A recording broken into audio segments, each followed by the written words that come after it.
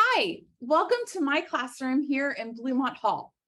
I'm a teaching assistant professor of STEM education in the Department of Curriculum and Instruction in the College of Education. And these are some of my students who are taking Teaching Science K-6 this semester. Along with multiple sections of this course, I also teach Teaching Science and Mathematics in the elementary classroom, an online course reaching anywhere between 150 and 200 students each semester in our Master of Arts in Teaching program. I believe that healthy and thriving learning communities are built with a cornerstone of relationships. I strive to develop a relationship with each student and foster relationships between the students in each section and within our entire Block B community. It's through these relationships that we develop a culture of camaraderie and cultivate collaborative learning communities.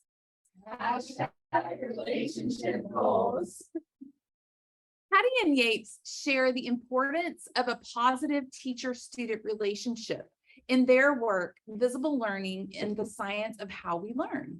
They explain that this relationship is important, not only because it's worthwhile, but also because it helps build the trust that students need to make mistakes, to ask for help, to build confidence, and know that they won't look silly when they fail. In case you didn't know, learning for many students is a risky business.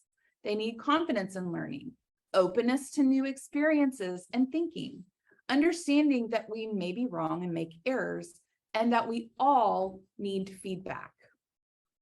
This type of relationship building was natural and easy when I was teaching in elementary classrooms for many years in public education, but it felt a bit more difficult in the higher education classroom.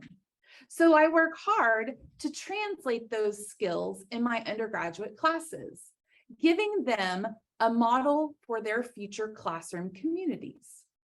One of the ways I build relationships with my students is through interactive name tents in the first few weeks of school.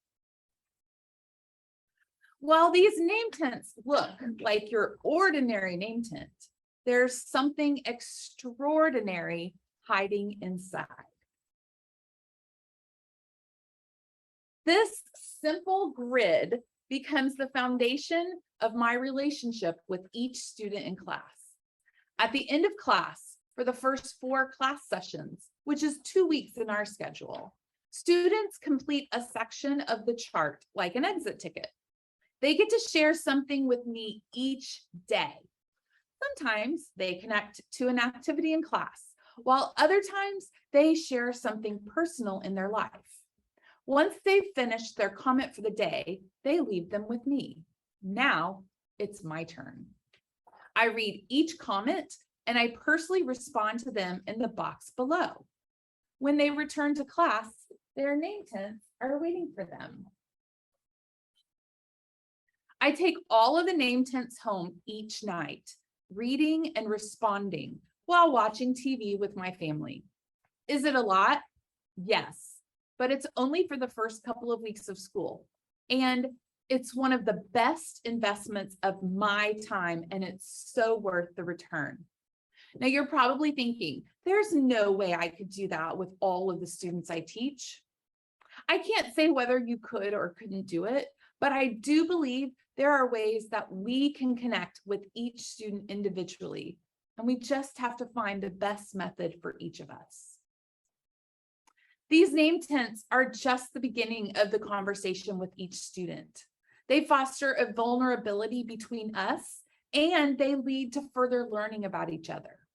I also use these name tents to randomize their seating groups for several weeks into the semester. At first, they don't like the random groupings. It's awkward and a bit uncomfortable. But again, it's a great investment in the cultivation of our collaborative community. Each class, they meet new classmates and they work to complete tasks in class collaboratively. And as they work collaboratively with each other, they're learning about their classmates and begin to foster camaraderie and trust. This also helps to prompt students to step forward in varying roles within their different groups, and it diversifies the thinking and perspectives each class session. Relationships form when we spend time together and are open and vulnerable with each other. Being vulnerable with my students and eliciting interactions where they are vulnerable together allow us to create a safe environment for positive student engagement, ultimately developing camaraderie and cultivating a collaborative learning community. I am Beth Pesnell, and I teach at K-State.